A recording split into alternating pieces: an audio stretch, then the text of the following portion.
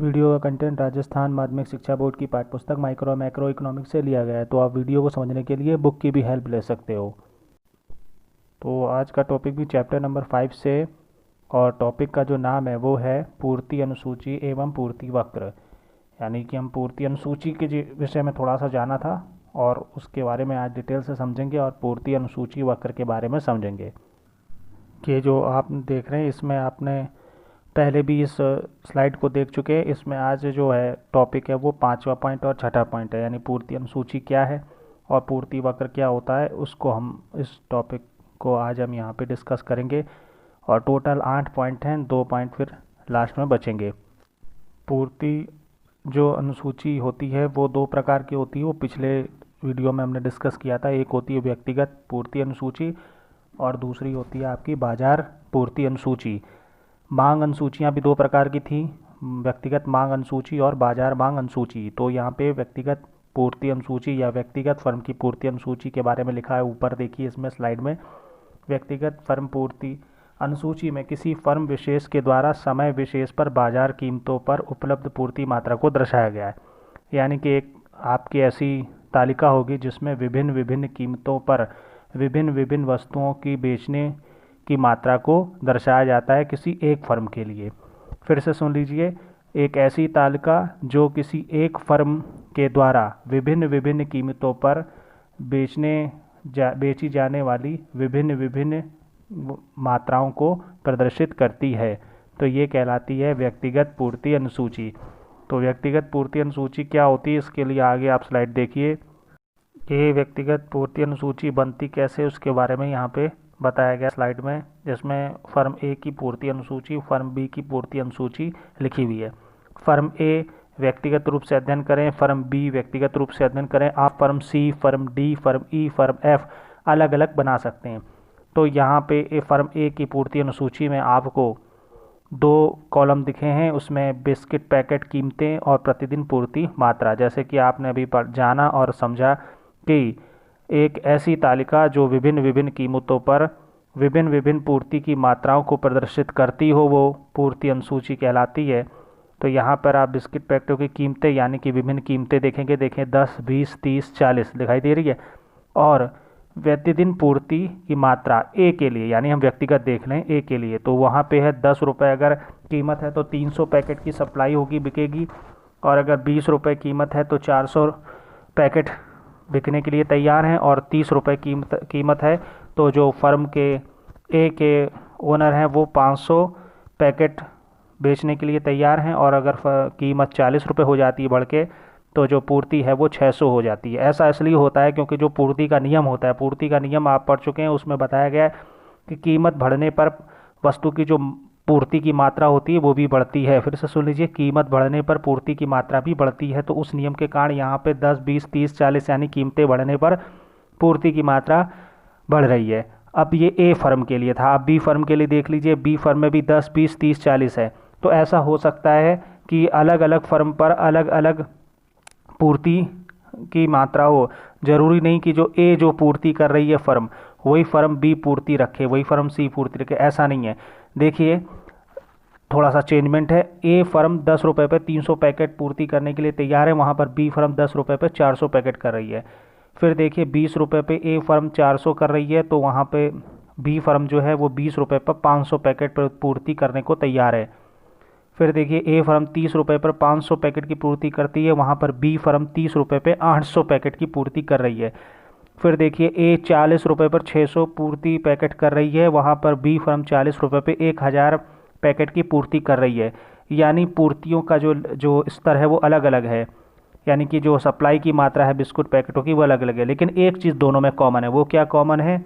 वो कॉमन यह है कि जैसे जैसे कीमत बढ़ रही है, पूर्ति की मात्रा दोनों ही फर्मों में क्या हो रही है? बढ़ रही है। तो व्यक्तिगत फर्म की अनुसूची आपने यहाँ पे देखी। आप चाहें तो एक सी फर्म सी पूर्ति अनुसूची बना लीजिए, 10, 20, 30, 40 कर दीजिए। अपने हिसाब से आप कोई भी पैकेट पूर्ति मात्रा 10 पे, 20 पे, 30 पे, 40 पे रख दीजिए। लेकिन बस शर्त ये होगी कि जो आप पूर्ति की मात्रा रखेंगे 10 रुपये पर, 20 रुपये होने पर उससे बढ़ेगी, 30 रुपये होने पर उससे और बढ़ेगी, 40 रुपये होने पर उससे पैकेट की संख्या और बढ़ जाएगी। तो आप अपने हिसाब से भी एक पूर्ति अनुसूची, व्यक्तिगत पूर्ति अनुसूची बना सकते हैं। तो ये थी व्यक्तिगत पूर्ति अनुसूची। क्या होती है फिर से सुन लीजिए। एक ऐसी तालिका जिसमें विभिन्न विभिन्न कीमतों पर विभिन्न विभिन्न वस्तु की पूर्ति की जाने वाली मात्रा को दर्शाया जाता है। एक बार फिर से सुन लीजिए। एक ऐसी तालिका जिसमें विभिन्न विभिन्न कीमतों पर वस्तु की विभिन्न विभिन्न पूर्ति की मात्रा को प्रदर्शित किया जाता है, दर्शाया जाता है, यह तालिका पूर्ति अनुसूची कहलाती है। जब यह व्यक्तिगत के लिए हो तो व्यक्तिगत पूर्ति अनुसूची कहलाएगी। तो ये आप तालिका देख लीजिए, समझ लीजिए। दोनों में ही पूर्ति बढ़ रही है। क्यों बढ़ रही है? क्योंकि पूर्ति का नियम लागू हो रहा है। और हाँ, दोनों फर्मों में अलग अलग है। मतलब 10 रुपये पर ए फर्म 300 की सप्लाई कर रही है तो बी फर्म 10 रुपये पे 400 की कर रही है। हो सकता है कोई फर्म 10 रुपये पे 200 की भी कर रही हो। तो ये था हमारा पूर्ति अनुसूची। अब हम देखते हैं वक्र कैसे बनता है। तो व्यक्तिगत पूर्ति वक्र, यहाँ पे देखिए ऊपर मैंने ए लिखा हुआ है किताब में, आपको नीचे मिल जाएगा। ये ए फर्म का व्यक्तिगत पूर्ति वक्र है।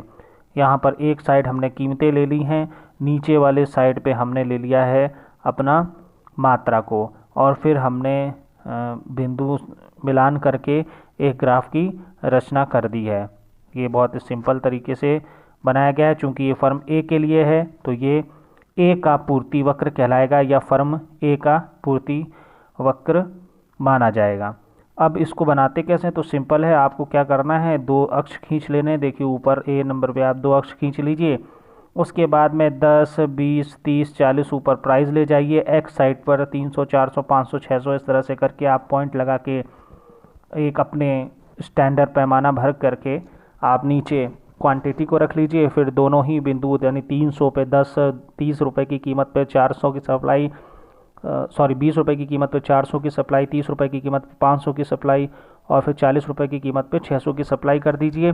फिर इन सभी बिंदुओं को मिला दीजिए, और सभी बिंदुओं को मिला देंगे तो आपको ऐसे एक वक्र, पॉजिटिव वक्र यानी कि धनात्मक वक्र मिल जाएगा। क्योंकि धनात्मक वक्र इसलिए है क्योंकि पूर्ति और कीमत में धनात्मक संबंध होता है, इसीलिए ये वक्र धनात्मक है। और फिर ये जो बिंदु हैं इसको मिटा दीजिए तो आपका चित्र भी किताब वाले चित्र की तरह बन जाएगा।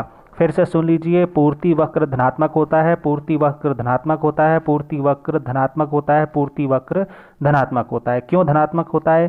क्योंकि कीमत, वस्तु की कीमत और पूर्ति में धनात्मक संबंध होता है। वस्तु की पूर्ति और कीमत में धनात्मक संबंध होता है, यानी कि कीमत अगर बढ़ती है तो पूर्ति भी बढ़ती है। ठीक है, इस कारण से ये जो फर्म का जो वक्र होगा ये पॉजिटिव होगा। तो अब हम आगे आते हैं, आगे देखते हैं कि बाजार पूर्ति अनुसूची क्या होती है। यानी कि अभी हमने व्यक्तिगत पढ़ा था। व्यक्तिगत यानी ए फर्म की पूर्ति अनुसूची, बी फर्म की पूर्ति अनुसूची, और आप चाहें तो सी फर्म की पूर्ति अनुसूची। तो अब हम समझते हैं कि बाजार पूर्ति अनुसूची अब क्या होता है और बाजार पूर्ति वक्र कैसे बनता है। तो देखिए अगली स्लाइड को देखेंगे। इसमें लिखा हुआ है बाजार पूर्ति अनुसूची विभिन्न बाजार कीमतों पर विशिष्ट वस्तुओं की पूर्ति करने वाली सभी फर्म की पूर्ति की मात्रा का योग को प्रदर्शित करती है।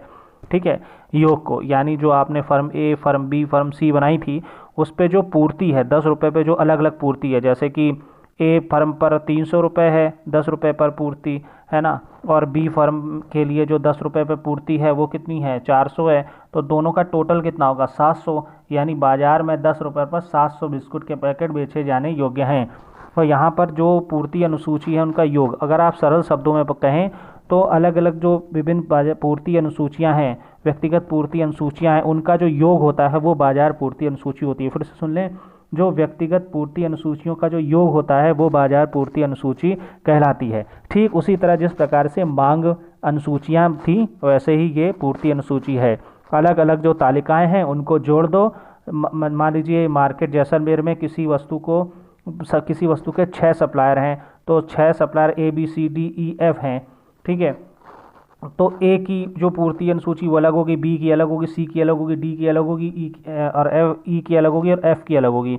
तो ये तो कहलाई जाएंगी व्यक्तिगत पूर्ति अनुसूची। लेकिन अगर उन्हीं 6 के व्यक्तिगत अनुसूचियों के सारे जो पूर्तियाँ हैं उनको जोड़ दिया जाए तो वो क्या कहलाई जाएगी, बाजार पूर्ति अनुसूची। तो अब बाजार पूर्ति अनुसूची के लिए देखिए ये बना के इन्होंने दिखाया कि कैसे बनते हैं ये बाजार पूर्ति अनुसूची। तो देखिए नेक्स्ट स्लाइड को। तो ये जो स्लाइड है इसमें आप देख लो बाजार पूर्ति अनुसूची लिखी है।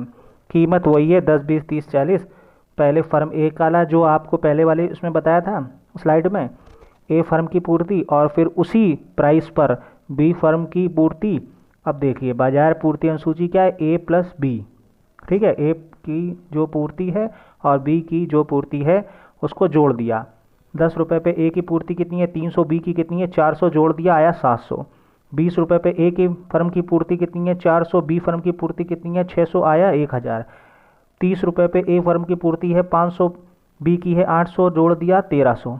40 रुपये पे ए फर्म की पूर्ति है 600, बी फर्म की पूर्ति है 1000, जोड़ दिया आया आपका 1600। तो अब हमारा ये टोटल क्या हो गया, बाजार पूर्ति अनुसूची हो गया। तो अब बाजार पूर्ति अनुसूची का वक्र भी बनेगा। तो वक्र बनाने के लिए क्या करना है, आपको प्राइस ले लेने हैं और प्राइस लेने के साथ में आपको ले लिए हैं उसकी पूर्ति और फिर आपको 2 अक्ष खींच लेने हैं। तो देखिए कैसे बनता है ये, आपको 2 अक्ष खींचने हैं। नीचे साइड पर आप क्वांटिटी रख दीजिए, ऊपर वाली साइड पर प्राइस रख दीजिए। प्राइस आपको कितने दिए हैं 10, 20, 30, 40। तो आप 4 डॉट बना लीजिए, 10, 20, 30, 40 कर लीजिए। और जो पूर्ति है वो कहाँ है 400 से लेकर के 1600 तक है, मतलब 400 मिनिमम है और मैक्सिमम 1600 है। तो आप अपने अंदाज से बना लीजिए। अंदाज से मतलब इस तरीके से बनाइए 400, 800, 1200, 1600 करके बना लीजिए, 500, 1000, 1500, 2000 करके बना लीजिए। अपने हिसाब से बना लीजिए। मैंने 400, 800, 1200 और 1600 करके बनाया, किताब पे भी यही बना हुआ है। तो आप इस तरीके से डॉटेड बना लीजिए। 400, 800, 1200 और 1600 को हमने थोड़ा हाईलाइट कर दिया है। बीच में छोटे छोटे डॉट जो हैं वो 100 का जो डिस्टेंस है वो दिखा रहे हैं, 100 का डिस्टेंस दिखा रहे हैं 400 और 800 के बीच, और 800 और 1200 के बीच, और 1200 1600 के बीच जो डॉट बने हैं वो 100 का डिस्टेंस दिखा रहे हैं। अब क्या करना है, आपको देखना है पहली कीमत क्या है 10 और पहली पूर्ति क्या है, आपको दिखाई देगा 700। तो 400 से आगे बढ़ जाओ, 800 से एक कम, ऊपर एक लाइन खींच दीजिए और 10 से आप दाहिनी तरफ एक लाइन खींचिए, दोनों एक बिंदु पे काटेंगे, उसको एक डॉट बना दीजिए। फिर आगे बढ़िए 20 रुपये और देखिए उसकी पूर्ति क्या है। तो पूर्ति आपको मिल जाएगी, कितनी मिल रही है 1000। तो आप एक लाइन ऊपर खींच दीजिए और 20 से एक लाइन खींच दीजिए 20 नंबर से दाईं साइड डॉटेड, दोनों एक दूसरे को एक बिंदु पे काट रहे हैं। फिर आगे बढ़िए, आगे आपको बन जाएगा 1300। तो 1300 से लिख के आप ऊपर की ओर एक लाइन खींच दीजिए और 30 रुपये से एक लाइन दाएं ओर खींच लीजिए डॉटेड, दोनों एक दूसरे को मिल जाएंगे, डॉट बना दीजिए वहाँ पे। फिर लास्ट 40 रुपये है और पूर्ति कितनी है 1600। तो 1600 पर ऊपर की ओर एक लाइन खींच दीजिए डॉटेड और 40 से दाहिनी साइड एक लाइन खींच दीजिए, दोनों एक दूसरे को बिंदु पर काटेंगे, वहाँ पे एक डॉट बना दीजिए। तो ये बन गया आपका क्या कहते हैं कि हमने वक्र के जो बिंदु जहाँ पर एक दूसरे को दोनों पूर्ति और प्राइस मिल रहे हैं। अब उन बिंदुओं को क्या कर दीजिए, आप मिला दीजिए। देखिए ये मिलाए गए हैं, ठीक है। अब इसको आपने मिला दिया तो इस तरीके से एक लाइन आ जाएगी जो पॉजिटिव है। जैसे मैं आपको बार बार बोल चुका हूँ कि पूर्ति वक्र धनात्मक होता है, धनात्मक होता है, धनात्मक होता है। मांग वक्र उल्टा होगा, ऋणात्मक होगा, ठीक है। और धनात्मक क्यों होता है, क्योंकि प्राइस और क्वांटिटी में जो है वो पॉजिटिव है, यानी कि प्राइस बढ़ रहा है, 10 से 20 हो रहा है तो पूर्ति भी बढ़ रही है, 20 से 30 हो रहा है तो पूर्ति भी बढ़ रही है, 30 से 40 हो रहा है तो पूर्ति सबसे ज़्यादा हो गई।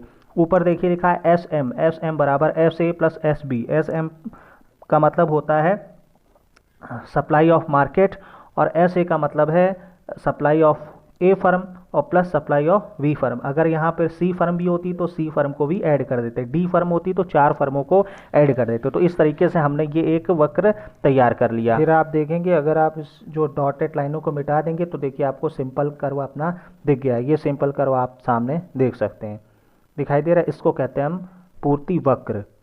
बाजार पूर्ति अनुसूची से बाजार पूर्ति वक्र बनाया और व्यक्तिगत पूर्ति अनुसूची से व्यक्तिगत पूर्ति वक्र बनाया। तो पूर्ति वक्र धनात्मक होता है, आपने देख लिया। तो यहाँ तक रखने के बाद में देख लीजिए S A supply of firm A, S B supply of firm B. तो इसको देखने के बाद में आपको पता पड़ जाएगा कि एस एम हमने कैसे निकाली। अगर फर्म सी होती तो एस सी भी रख सकते, अगर फर्म डी होती तो एस डी भी रख सकते थे।